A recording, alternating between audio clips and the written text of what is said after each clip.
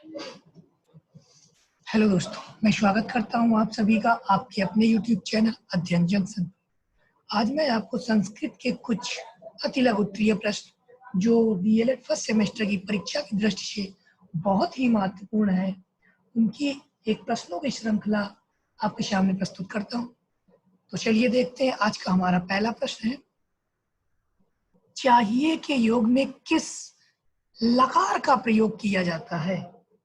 यहाँ पर लकार होना चाहिए, यहाँ पे प्रकार दिया हुआ है, तो इसका उत्तर है चाहिए के योग में विधिलिंग लकार का प्रयोग किया जाना चाहिए। यह बीटीसी 2016 में आया गया क्वेश्चन है। अगला प्रश्न, भविष्य काल को दर्शाने के लिए किस लकार का प्रयोग किया जाता है? तो भविष्य काल को दर्शाने के लिए लिट लकार का प्रयोग किया जाता है। किस लकार का प्रयोग किया जाता है? लिट लकार का प्रयोग किया जाता है। अगला प्रश्न,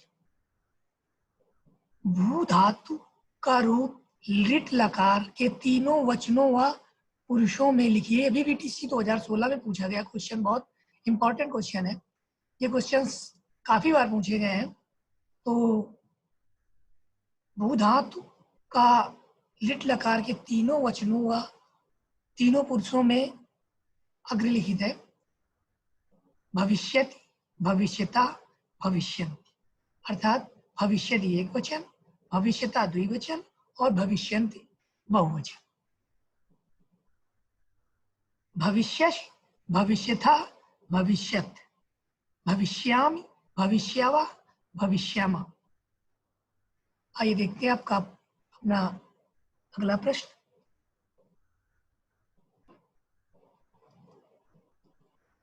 गम धातु का रूप लट लकार मध्यम पुरुष तीनों वचनों में लिखिए। लट लकार मतलब वर्तमान काल। तो लट लकार में गम धातु के रूप गच्छति, गच्छता, गच्छन्ति से चलते हैं। लेकिन हमसे यहाँ पूछा गया है, प्रथम पुरुष ना पूछ करके उसने सिर्फ मध्यम पुरुष को पूछा है, सिर्फ मध्यम पुरुष को। इसलिए हम सिर्फ मध्यम पुरुष में ध्यान देंगे। तो मध्यम पुरुष के लिए गच्छसि, गच्छता, गच्छत होता है। अगला प्रश्न, निम्नलिखित को सुमेलित कीजिए। प्रथम पुरुष, मध्यम पुरुष, उत्तम पुरुष। तो आपको पता होना चाहिए कि प्रथम पुरुष वह होता है, मध्यम पुरुष तुम होता है और उत्तम पुरुष मैं होता है। अगला प्रश्न, पठ धातु का लट लकार एवं लंग लकार के प्रथम, मध्यम तथा उत्तम पुरुष का तीनों वचनों में रूप लिखिए।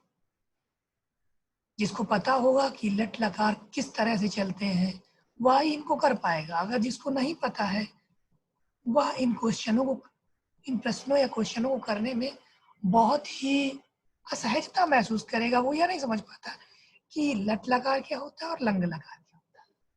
तो लट लकार और लंग लकार समझने के लिए आपको ये समझना होगा कि लट लकार मतलब वर्तमान काल होता है और लंग लकार आपका भूतकाल होता है।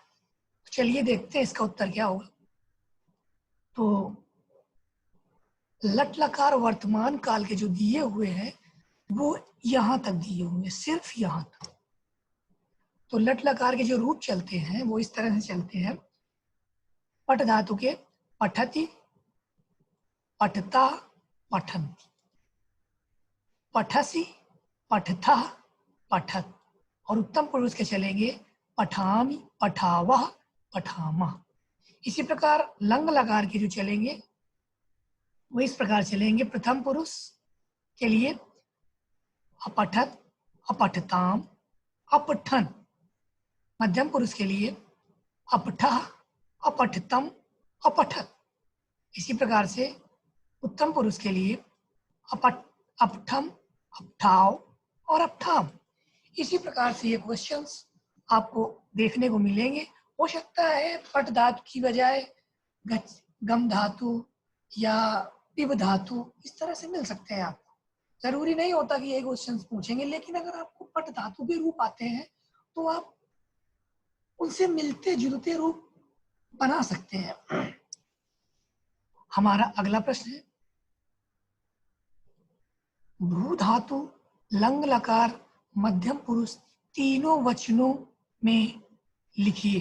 भू धातु, भू धातु का मध्यम पुरुष, अगर आप ऊपर वाले प्रश्न से इसको मिलाना चाहें तो आप मिला सकते हैं कि भू पट धातु का जो जिस प्रकार से पट धातु का लंग लकार का मध्यम पुरुष चलता है उसी प्रकार से भू धातु के भी चलेंगे। जैसे यहाँ पे है अपठा, तो यहाँ क्या हो गया, अभवा, भू धातु है।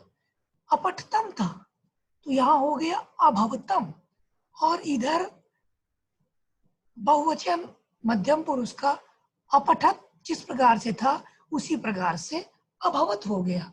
तो आपको यहाँ पे देखने को मिलता होगा कि ये रूप चलते एक ही तरह है, लेकिन इनका स्वरूप थोड़ा सा बदल जाता है। उनके शब्दों का सिर्फ जो पिछले शब्द होते हैं वो लगभग एक समान होते हैं, और जो उनकी धातुएं होती है सिर्फ धातु बदल जाती है, और उनके जो पीछे लगने वाले सफिक्स होते हैं अधिकांशतः वही होते हैं। तो इन चीजों को हमें बहुत ही बारीकी से ध्यान देना होगा।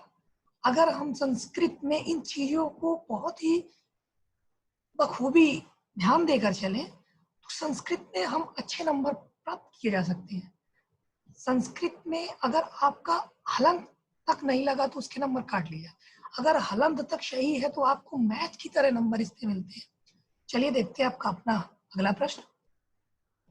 हितम मनोहरी, हितम मनोहारी च दुर्लभम वचा सूक्त नीति परक वाक्य का अर्थ एक पंक्ति में दीजिए। हितकारी एवं मनोहर वचन दुर्लभ है। आपका अपना अगला प्रश्न।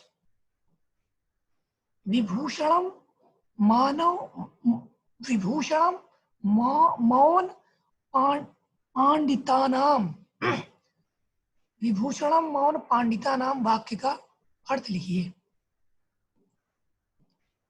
तो इस क्वेश्चन का अर्थ है विद्वानों की शोभा मौन रहना होती है। विद्वानों की शोभा मौन रहती है, इस तरह से होना चाहिए, वो मौन रहना होती नहीं, ये गलत लिखा हुआ है। विद्वानों की शोभा मौन होती है, ये सही है। आपका अपना अगला प्रश्न।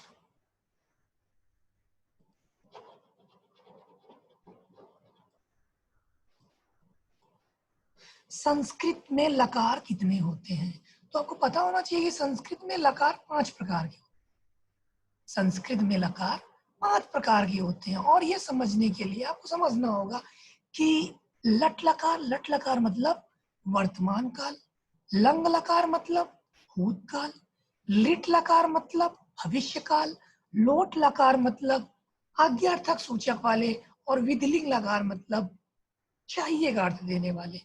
तो इस प्रकार से आपको ये याद रखना हो, ये मोस्टली क्वेश्चंस पूछे जाते हैं। इन क्वेश्चनों को इसीलिए मैंने इस सीरीज में रखा है जिससे आपको आगामी परीक्षा में ये क्वेश्चंस देखने को मिल सकते हैं।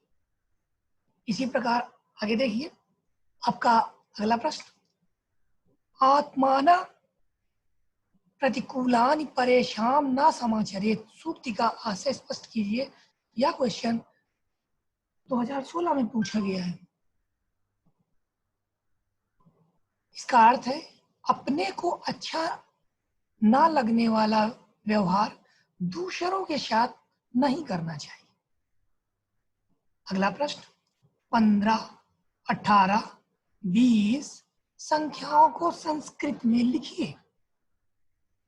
तो 15 को पंचदशन, 18 को अष्टादशन और 20 को विंशति बोलते हैं।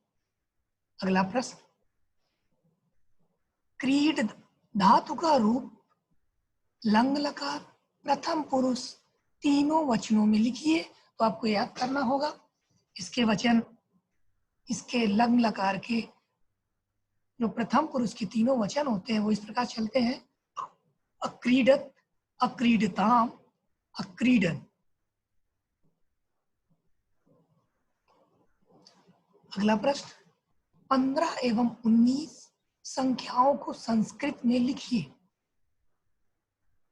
15 को पंचदशम, जैसे को ऊपर आपको ये बताया गया है। 19 को एकोनविंशति अथवा विशति कहा जाता है। अगला प्रश्न, 19 संख्या को संस्कृत में किस प्रकार लिखा जाता है? तो अभी आपको मैंने बताया कि 19 को संस्कृत में एकोनविंशति अथवा ऊनविंशति कहा जाता है। आशा है कि आज जो मैंने प्रश्न पढ़ाए हैं या जो मैंने क्वेश्चंस करवाए हैं वो आपको आगामी बीटीसी की फर्स्ट सेमेस्टर की परीक्षा में किसी ना किसी रूप में आपको देखने को मिलेंगे। यदि आपने अभी तक हमारे चैनल को सब्सक्राइब नहीं किया तो सब्सक्राइब कर लीजिए और वीडियो को शेयर नहीं किया तो शेयर कर दीजिए। धन्यवाद। मिलते हैं अगले वीडियो के साथ।